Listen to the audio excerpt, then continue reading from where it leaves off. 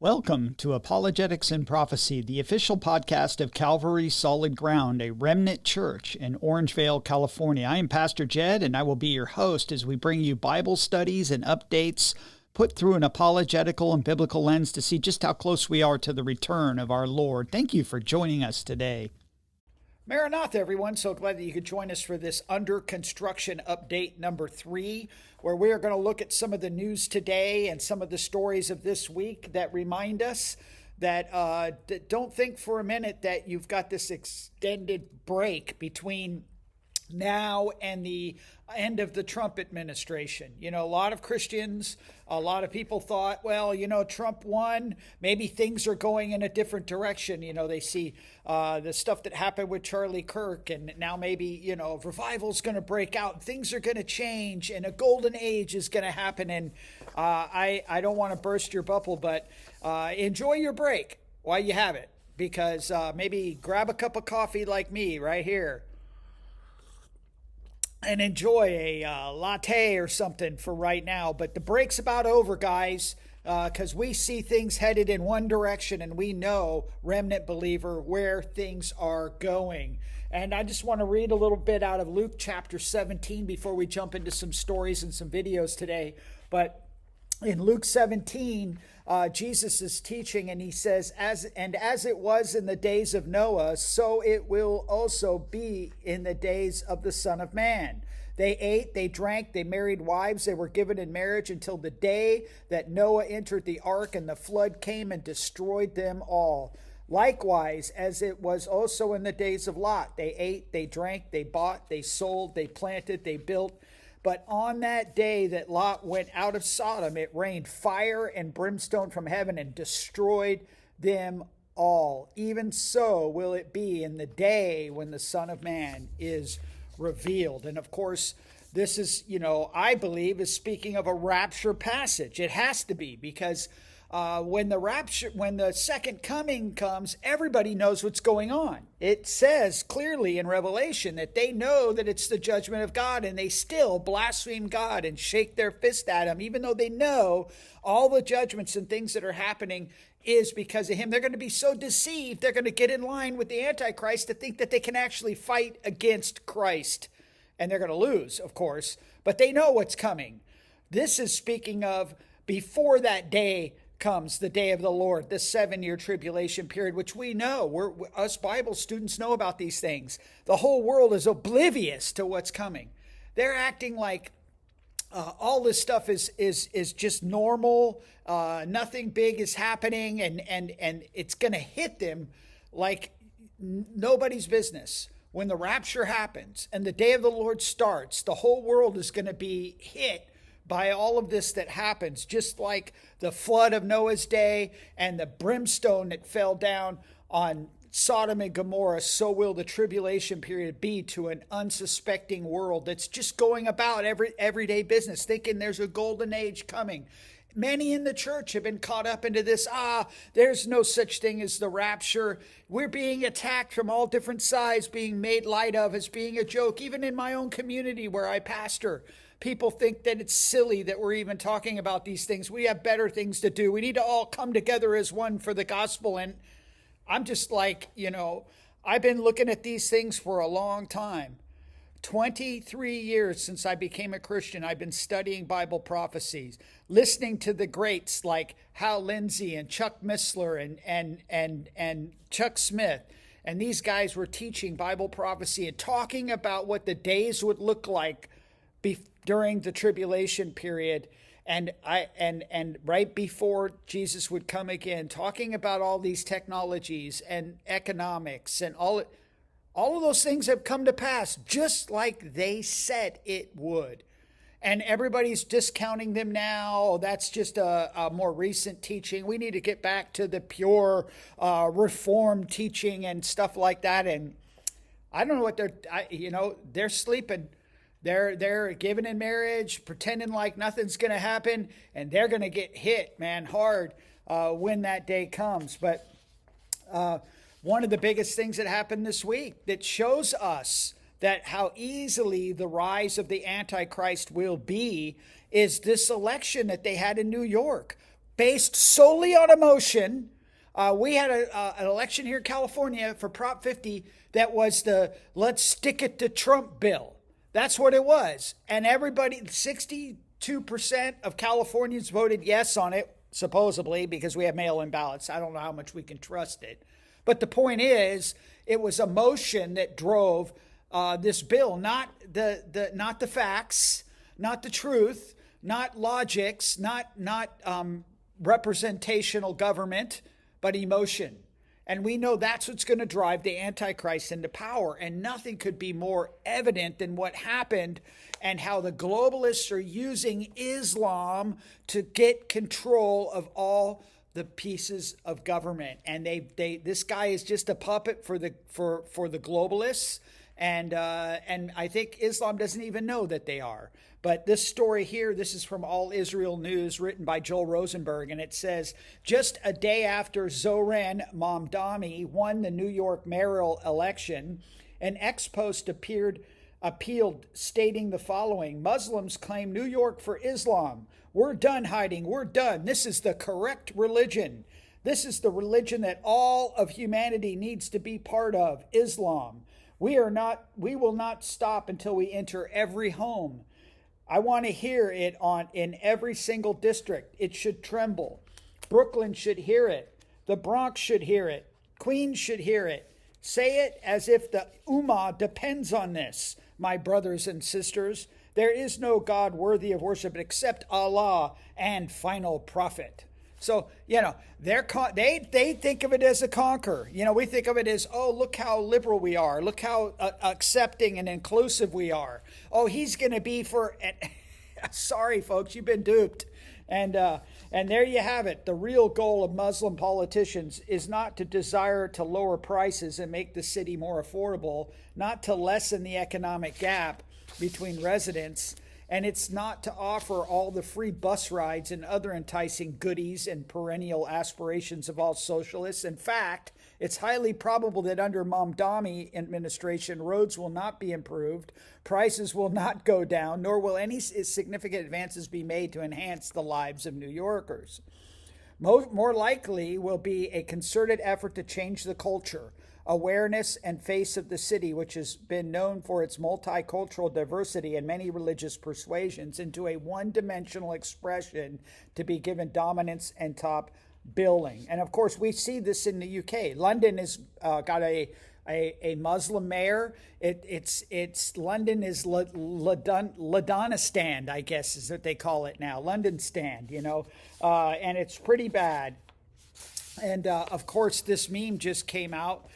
This meme that says New York City 2001, never forget, 2025, we forgot. And that's the truth, because it's not, people need to understand that Islam is the problem. Islam is the problem. Now, watch this video of these people in New York that are rejoicing over an Islamic caliphate being started in New York.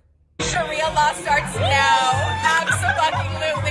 Zohran Mamdani, Islamic Caliphate, our brother in Islam, Islamic Caliphate of New York starts today, baby. God, there is just something so electric, so satisfying about knowing that my MAGA parents, wherever they are probably having a horrible night tonight. Oh, I literally just got goosebumps thinking about it. Like, they are in such a bad mood, probably, about the fact that Zoran just won and Prop 50 is gonna pass. Like, wow. God, I'm sorry. It just makes me feel good that my MAGA parents are probably upset right now. When the day starts with Dick Cheney being dead, it ends with Mamdani winning. Oh, yes. Oh. I'm so happy. Oh my God, I'm so happy. Did you see that? Those people are crazy. They don't even realize what they're saying. And of course, you see where all the funding came from. Here's this picture. Look at Alex Soros and Mamdani together as good friends, and that tells us everything. And then what about other states? This is happening all over the place. Look at this other meme, this other picture. These are the candidates here, the meet and greet from at a coffee Islamic coffee place. And these are all the candidates running for different offices in Georgia. And you can see there's a bunch of them there. And so it's just crazy. And then what do we have? We have this rise of the woke right. And of course, Tucker Carlson has been a big problem. He brought this guy named Nick Fuentes on that I really don't know anything about, but I guess he's a big Nazi sympathizer, and and he doesn't even get challenged by any of this. He's brought on specifically to talk about anti-Israel things with Tucker, who's really trying to drive the party. And of course, the whole thing with him being with TP USA Faith drew a rare criticism from Jack Hibbs. Jack Hibbs was, Charlie's friend and a silent and sometimes vocal supporter of TP USA. Even shows up to some of the faith events that platform people like Eric Metaxas, who's been an anti-dispensationalist already, and others that are not on our side. And many people from the NAR persuasion is one of the reasons why, I don't agree with any of that. But Jack Hibbs is a good guy. He's on our side. He thinks just like we do. And he came out and criticized and told TP USA, you better distance yourself from Tucker Carlson after this interview. And it was kind of rare. But this happened. But remember, the Heritage Foundation has been a big supporter of Tucker Carlson. They are a pretty superb Christian viewpoint organization, and they had their troubles too over this. And it says Heritage Foundation staff confront the president of the Heritage Foundation over anti-Semitism defense of Tucker Carlson. Kevin Roberts apologized for his venomous coalition comments, but said he would not step down. The president of the Heritage Foundation, Kevin Roberts, apologized to his staff on Wednesday for his refusal to condemn Tucker Carlson after the right-wing broadcaster aired a friendly interview with white nationalist Nick Fuentes. During a tense 2-hour all-hands meeting, staff members challenged Roberts' leadership, questioned Heritage's credibility, and warned that his stance had gravely damaged the foundation's relationship with Jewish partners and donors. And it has. All of these organizations that were friends with Israel for so long are now, by the propaganda push from Qatar and all these other countries, has forced the Conservative Party to be split. And it's a sad thing. They can't see through it. And it's Islam that's doing it. They're the ones funding it. All of this should not surprise us because it's part of the globalist plan to take control of. They'll use anybody and everything. Remember, the Antichrist and the false prophet will use all of the world religions, all of the daughters of the harlot of Babylon that created all the world religions to come together to judge her in order for the Antichrist to be worshipped as God, and will demand the world to do it. And they'll go along with it. And it's pretty amazing.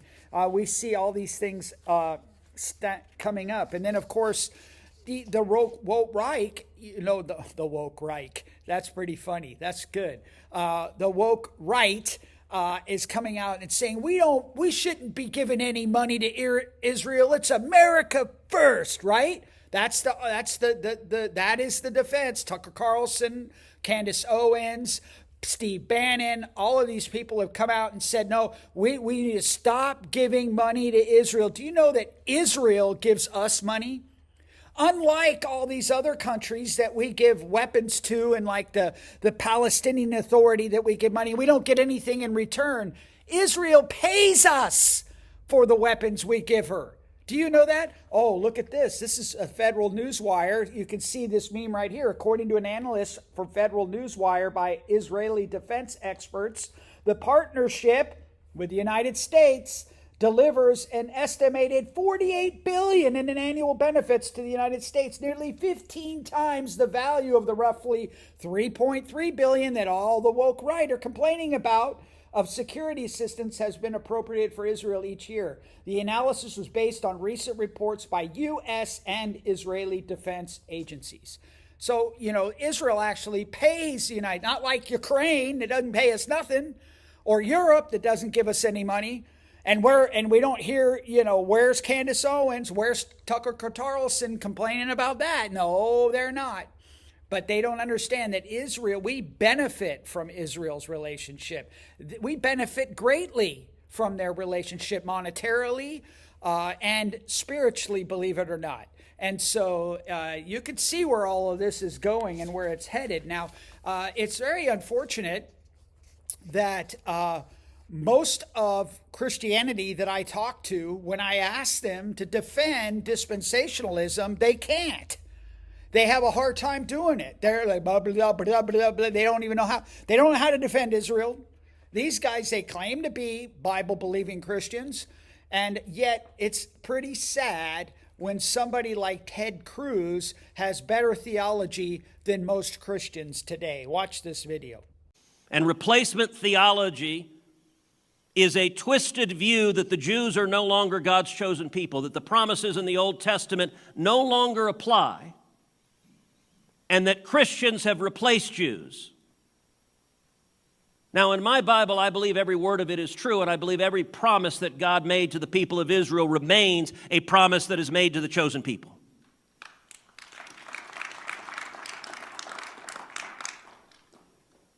And the last I checked, Jesus was a Jew.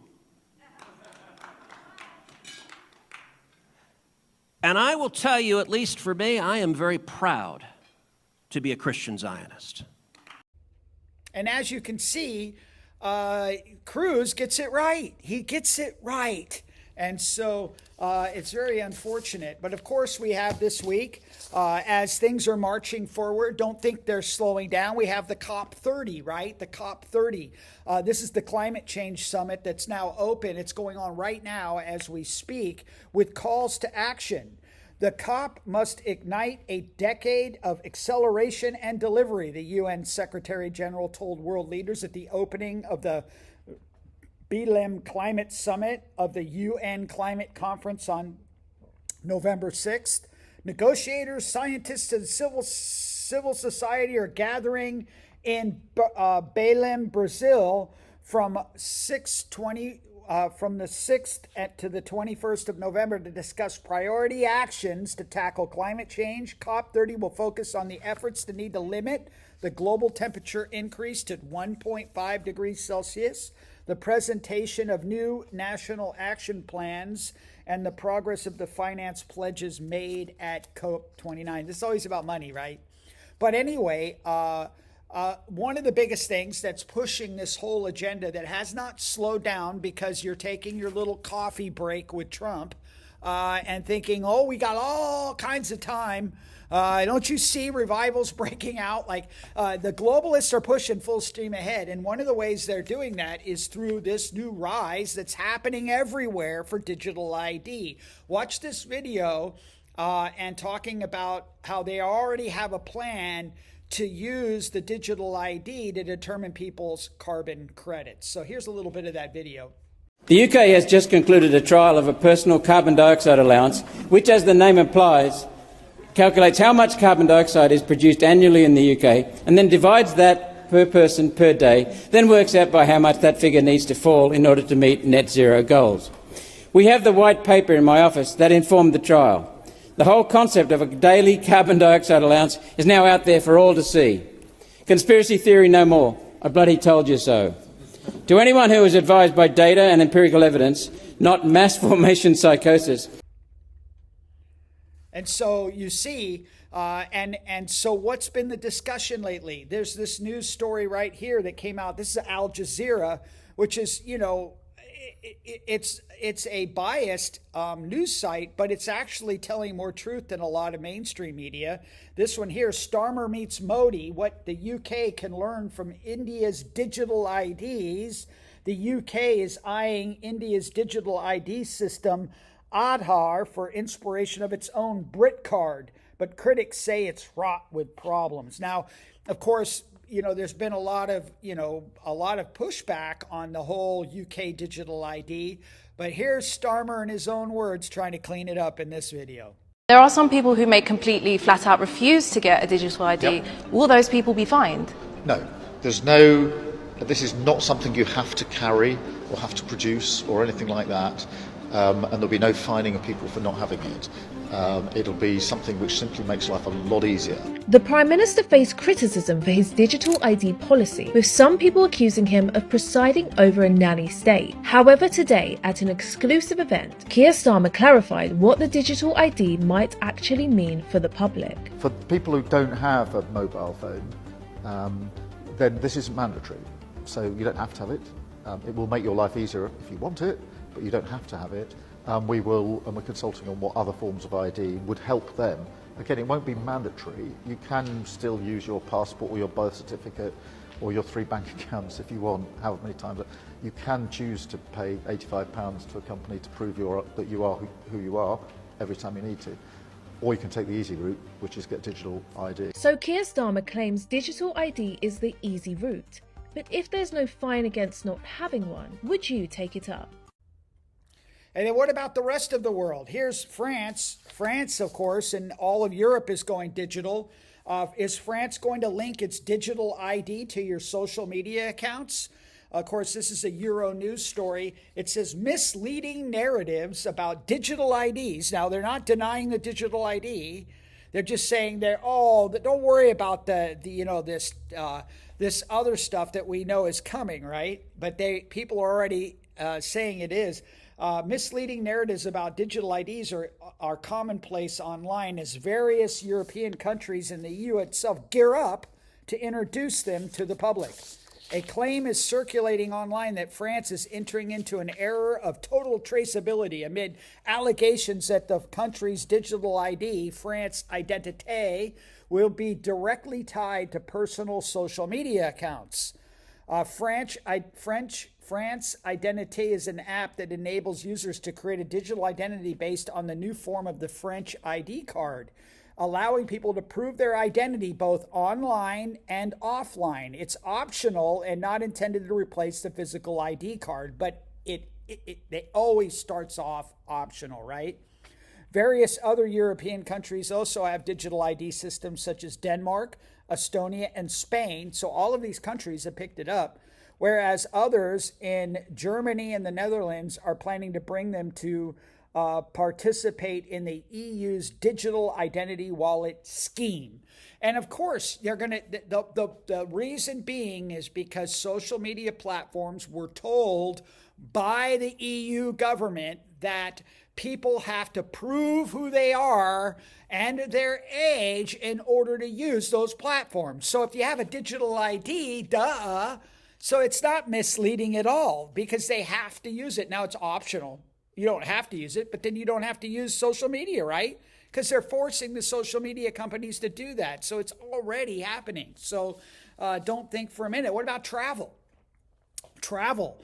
This story here, it's the IATA, International Air Transport Association, came out recently and said this is in Istanbul, big airport in Istanbul. The International Air Transport Association released the results of its 2025 Global Passenger Survey, highlighting 2 key trends that are redefining the passenger travel experience. That it reveals that mobile and digital ID as the future of travel. That's what people will prefer. They're asked. This is the kind of stuff that blows me away.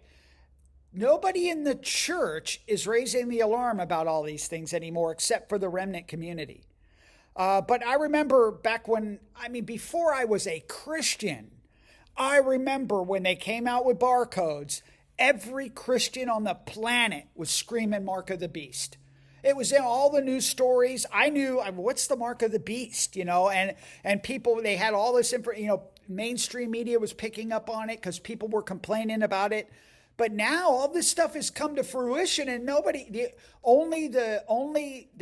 are only secular political organizations are pushing back against it. Some legal organizations, but the church it's crickets.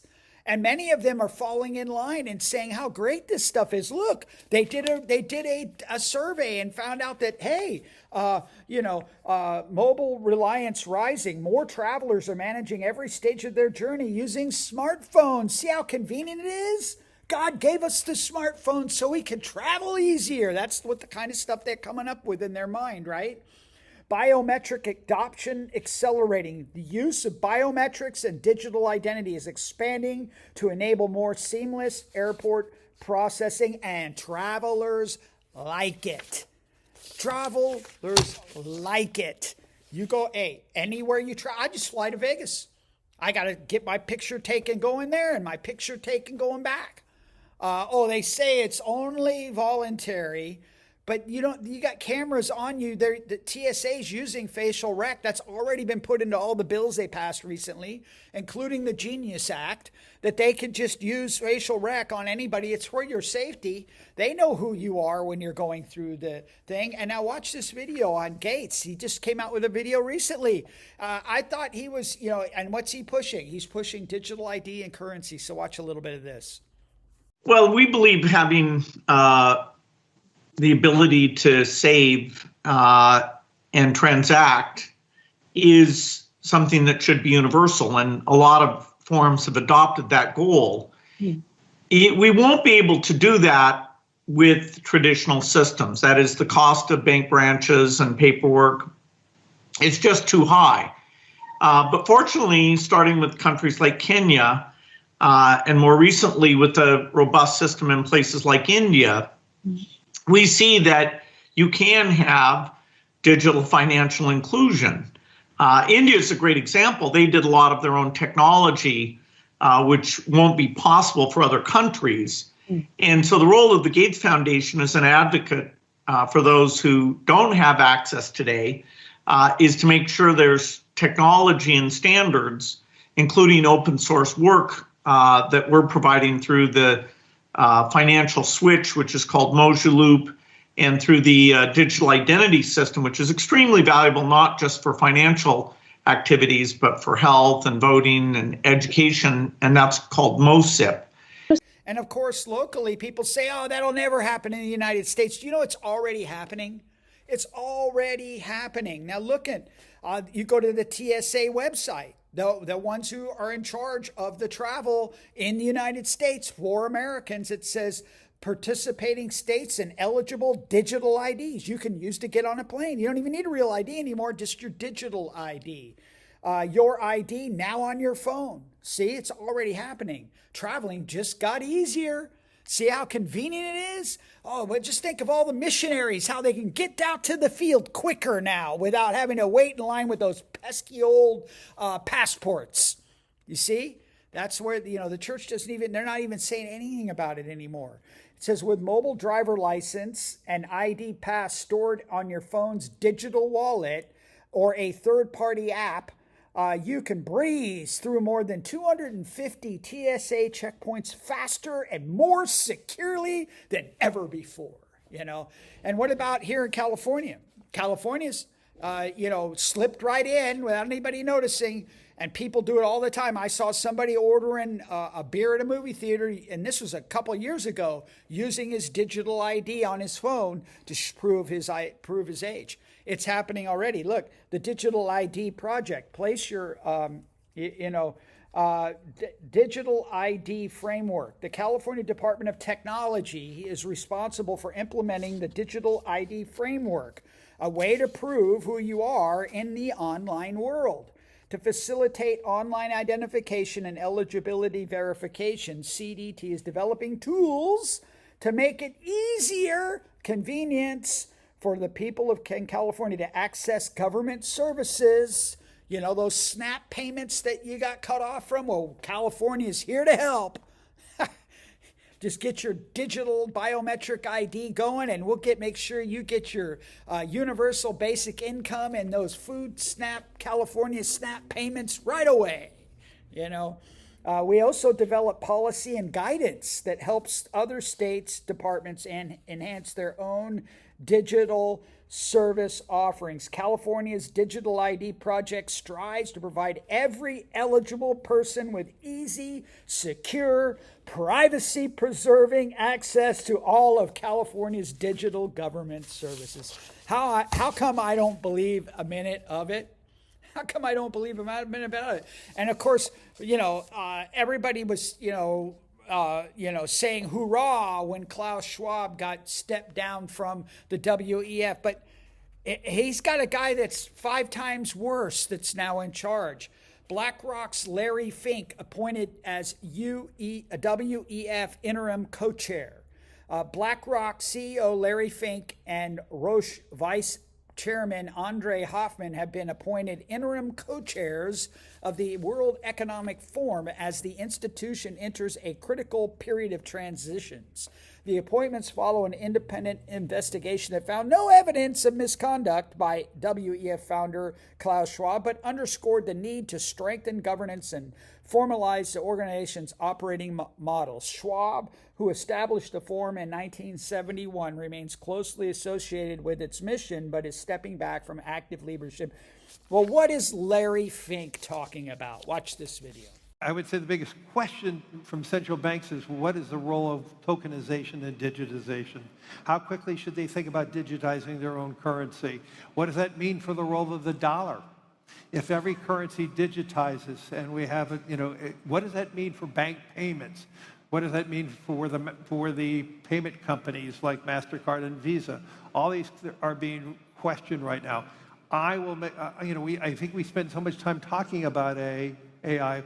We're not spending enough time talking about how quickly we're going to tokenize every financial asset and the opportunity we're going to have a digital wallet and moving, ETFs and other things through a digital wallet. And I think that's going to happen worldwide very rapidly. And I think most countries are ill-prepared for that and underappreciate how technology is changing that. Not unlike how technology is changing AI and other things. It will be changing the technology around the plumbing of finance. And in case you didn't know what tokenization is, that's where they're going to take everything that you own and turn it into a tokenized asset to create digital currency. That is coming, you guys. Everybody knows it's coming. That's why gold, one of the reasons why gold is being bought up by all of these world leaders, because they know those are going to be hard assets. Everything is going to asset-based currency from fiat currency. The fiat currency is about to be dismantled, and in order to create wealth, everything will be tokenized. Your home loan that you owe money on will be tokenized. And whoever they'll own those tokens, and you'll be given your equity as token, but you basically won't own it anymore.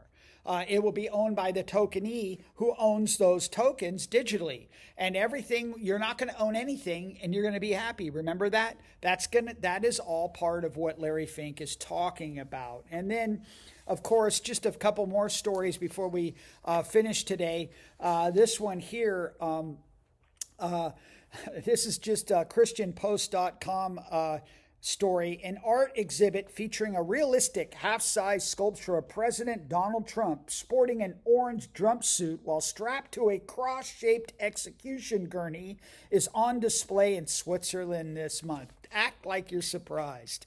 That's what the world thinks of, the globalists and the world. This is how they demonize Donald Trump, even though we don't, we're not, Trump is if he is even any sort of type of Christian, he's a prosperity gospel type Christian. I don't think he's a Christian at all, because he's thinking about things that he even said that he doesn't even know if he's going to heaven. Well, Christians know we're going to heaven, right? So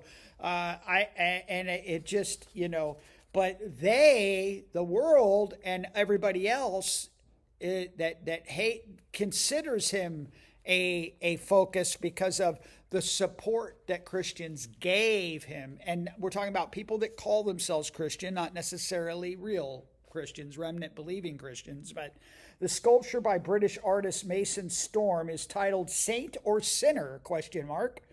Depicts Trump tied to the cross with his eyes closed and his head tilted to the right, as if he just underwent lethal injection. So, and then my final story is something that popped up at me that I'm really concerned about. And that is just this, ever since, and it's something that's been gaining a lot of momentum.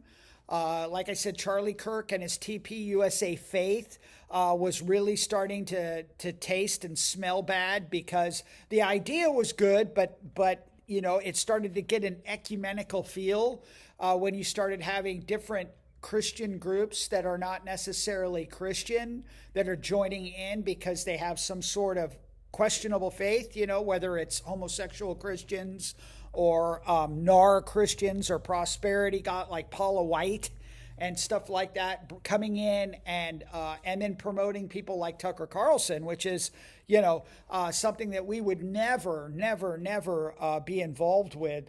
But there's a person that a lot of people use, and a lot of our remnant teaching pastors use them as a news source, but somebody that we need to be very concerned about because he's part of this golden age ecumenicalism. We're going to bring the kingdom here on earth and a lot of them are unregenerate religious people. And that is Glenn Beck. Here's this last story here I want to share with you, and it's actually from Patriot Mobile News. Patriot Mobile is a mobile company, and they sponsored this event that I didn't know about until I read it, featuring Glenn Beck as a keynote speaker. But notice the title. It's Mercury One's For His Glory event. Patriot Mobile proudly sponsors Mercury One's For His Glory fundraiser, celebrating a year of phenomenal achievement in providing humanitarian aid, good works, and preserving America's heritage. Like we like that, but we're not doing it because we're trying to earn favor from God, and empowering people everywhere to stand for truth. Hosted by Mercury One founder Glenn Beck, the event was a moving testament to what can happen when people of faith step forward in obedience to God's call. Beck struck a powerful chord with the audience, urging them to recognize the pivotal moment our nation is in. Now, a lot of this stuff, we agree with a lot of these things these people say, but Glenn Beck is talking like he is a Christian, and he is not a Christian. He is a Mormon, and he represents a ecumenical, let's all urge to merge for the good of our country movement. That is something that the remnant church needs to be aware of and reject, because it is not the right thing to do. We are to gather together under the gospel message, and we need to present the gospel message and tell people that, and point out false teaching and cults. That's what we're called to do. It says, you are living in incredible times. History will record what we did these days, whether we stood or stayed silent, said Beck. Whether we win or whether we lose, whether we hold freedom or not, it will be recorded. Drawing from his friendship with Charlie Kirk. Now listen to this. Beck emphasized the urgency of courage and conviction in today's culture. Now notice this. He said, Charlie's death, I hope, woke you. Woke you. Didn't we hear that language back in 2020? Something about a big movement about somebody that was killed online that went viral, and everybody was saying, I hope you're woke now. And now we have that coming from the right.